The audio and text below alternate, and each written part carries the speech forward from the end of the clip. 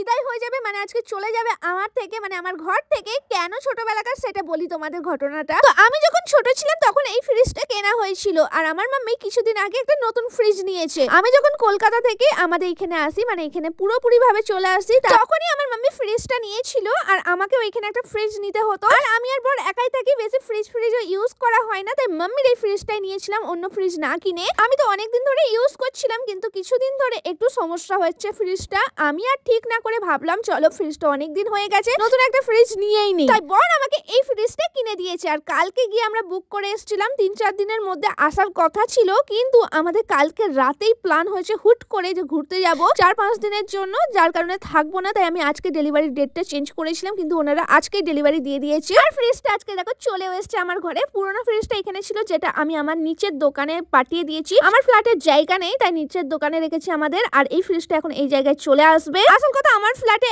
একদমই জায়গা নেই। আমার বরের না বড় বড় ফ্রিজগুলো পছন্দ ছিল। আমরা যখন আবার নতুন ঘর করব বড়, তখন নাই আবার কিনবো, তাই না? ফ্রিজের জায়গাটা অনেকটা নোংরা হয়েছিল, বর পরিষ্কার করে তারপরে মুছিয়ে তারপর এখন ওই ফ্রিজটা এই জায়গায় রেখে দিয়েছে। আমি ভাবছিলাম ফ্রিজটা আজকে খুলবো, খুলে তারপর আজকে দেখবো, ভিডিওতেও দেখাবো ভেবেছিলাম। কিন্তু যারা ডেলিভারি দিতে এসেছিল তারা বললো কোম্পানি থেকে আসবে, তারা আনবক্সিং করবে, তাই আর আজকে খুলিনি। আর এতগুলো ফ্রিজ ম্যাগনেট, এই দেখো আমি যেখানেই গেছি সেখানে এক একটা করে এনে এতগুলো হয়ে গেছে। এবার নতুন ফ্রিজে ম্যাগনেট গুলো লাগানোর পালা। আমার বর তো এই দেখো প্যাকিং করতেও চালু করে দিয়েছে। আজকে রাতেই বেরোবো, আর আমি এখনো পর্যন্ত প্যাকিং করিনি। যাওয়ার 1-2 ঘন্টা আগে আমি প্যাকিং করি।